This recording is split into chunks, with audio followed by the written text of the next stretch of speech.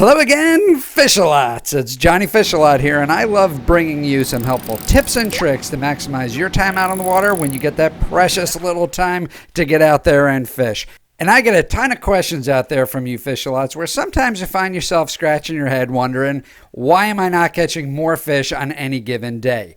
And there is certain subtleties with your fishing line, that's right, your fishing line, that could be holding you back and preventing you from catching the fish that you really deserve at the end of that busy work week. So in this video, we're going deep into the different fishing lines as they pertain to our good friend, the fluke, and offshore deep water jigging for some of these delicious fish. So stick around, and of course, let's get into it. First and foremost, you have to have braid line as your main line on your spool. And that is just so essential in order to get your bucktails, your jigs, whatever you're using into the strike zone of the fish.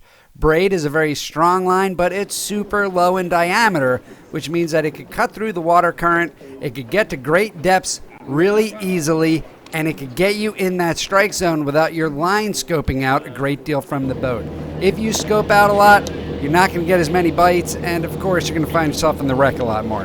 So main line is braid. That is essential. However, braid is an absolutely terrible choice if you're choosing to tie it right to a bucktail or right to your jigs, and that's because it's not abrasion resistance at all. As soon as that braid hits a rock or the wreck or something pointy, you could kiss your bucktail and all your expensive rigging goodbye. Therefore, what I recommend is obviously going to be monofilament or fluorocarbon. What I'm going to do is I'm going to give you pros and cons of each, and then leave me your comments below in the comment section on which line you prefer and why. And all right, let's start with fluorocarbon. I'll talk about the immediate disadvantage of fluorocarbon, and that is the price. Most charter captains that I know always fish with monofilament, and it's because it doesn't break the bank. So fluorocarbon is nice because it is lower in diameter, and just like braid, it could cut through the current and get you at depth much quicker than monofilament. However, it's just going to cost you for those couple of advantages. Fluorocarbon also tends to sink, unlike monofilament, which will float. So the sinking nature of fluorocarbon makes it more advantageous to trying to get lighter bucktails or just keep lighter rigs down at the bottom at depth. Now, monofilament, of course, its major advantage is the price. I don't know anybody that doesn't love Andy's monofilament. You can get a giant spool of it for like $10, $15. It can last you all year. So it's absolutely phenomenal. Monofilament does tend to float, but you have to consider if you're only using leader material that's about 2 feet max, I don't know if it makes that much difference when you put a 6-ounce piece of lead on there and you're going to drop it at 68 feet, 100 feet, however much feet. I just don't know if that short leader material is really going to make that much difference. Now, both lines are abrasion resistance. Monofilament will offer you a lot more shock absorption. There's a lot more stretch to it. Fluorocarbon will offer you less shock absorption. There's not going to be that much stretch to it.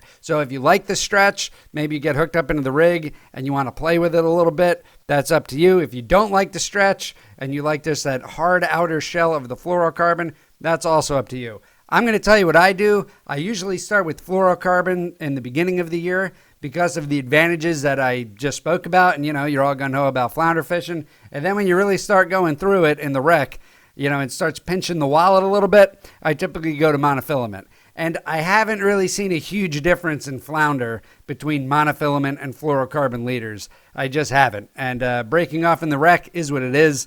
Both lines are abrasion resistance, and both lines will do fairly well in rocks and wrecks and things like that. So, hey, it's up to you. Those are the pros and cons of each. Let me know in the comments below. Which one do you prefer? And of course, this is only one piece of the puzzle. The more important piece of this is actually determining what rigs will actually get your lures and hooks in the strike zone to trigger bites and catch you more fish. So click on this end card right here where I go into a full tutorial about the rigs and lures that could catch you some doormat flounder. All right, Fish-A-Lots, thanks for tuning in. I'll see you out there on the water.